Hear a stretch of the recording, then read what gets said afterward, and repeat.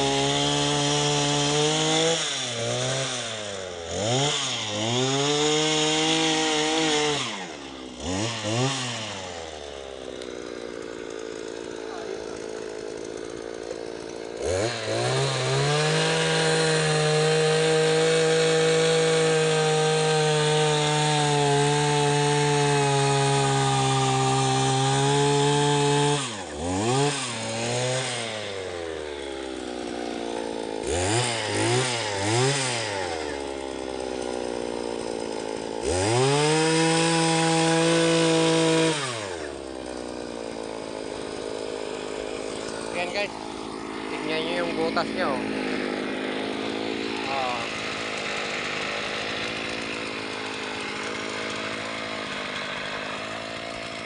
Maganda maglagay ng poste, malalim din yung butas nya.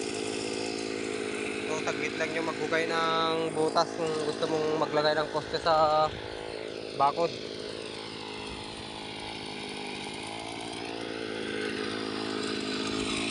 Ayan. So itong makina nito guys, 2 stroke lang. Maglalagay tayo ng langis dito sa kanyang tangke. Pag puno to, mga 4 na takip ng ating cookie oil na maliit. Ayan guys, so maglalagay ka ng mga poste-poste tulad ng kawayan, yung mga ganyang katataba. Sakto na yan sa mga paakyatan natin ng palaya, ganoon.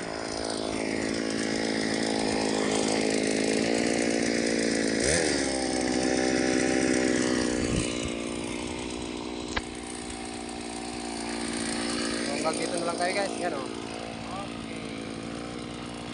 Malalim din, malalim.